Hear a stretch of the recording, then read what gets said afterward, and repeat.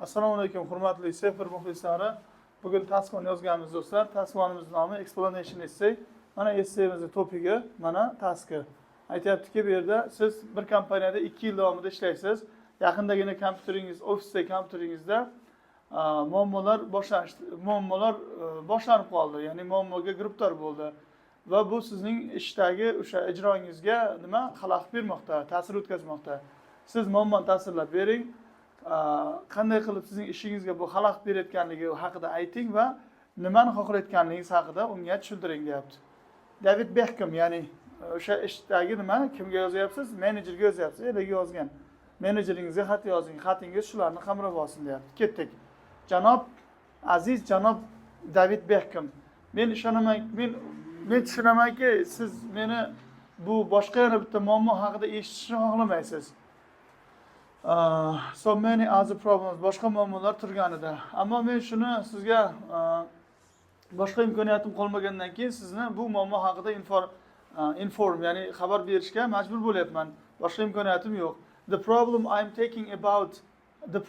talking about is related to my desktop computer which I have been working it for last one year. So shu muammo shundaki, meni o'sha kompyuterim bir yoki undan ortiqroq vaqt mobaynida ishlayotgan kompyuterimda muammo o'sha haqida.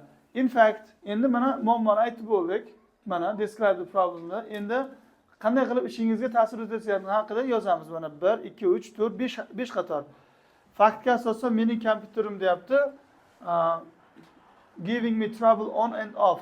O'chirayotganda va yoqayotganda muammo bo'lyapti 1 oy davomida va u qotib qolmoqda vaqti bilan. Forcing me to stop my work until it comes back again.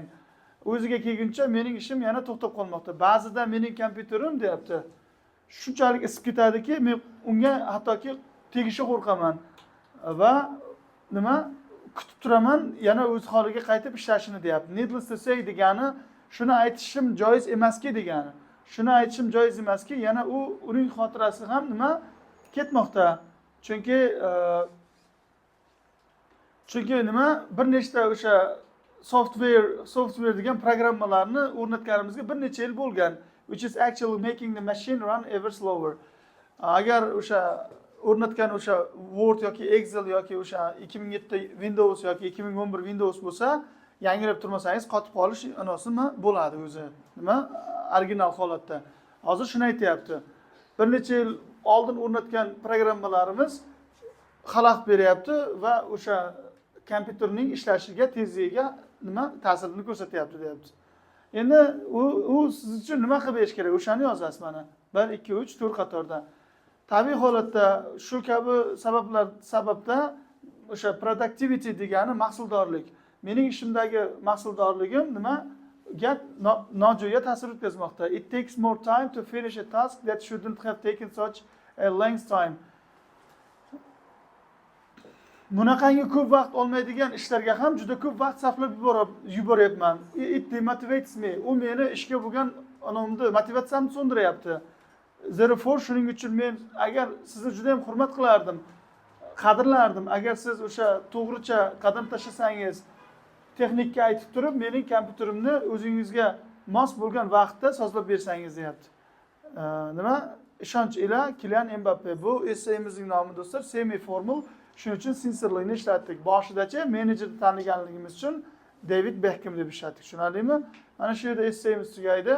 Savollar bo'lsa, bemalol murojaat qilishingiz mumkin. So'zlar sonini sanaymiz.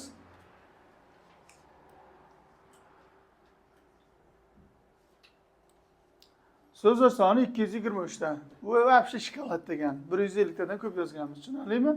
Savollar yo'q bo'lsa, do'stlar, mana shu yerda essayimizni yakunlaymiz. Inshaalloh keyingi videolarda ko'rishguncha xayr, salomat bo'ling.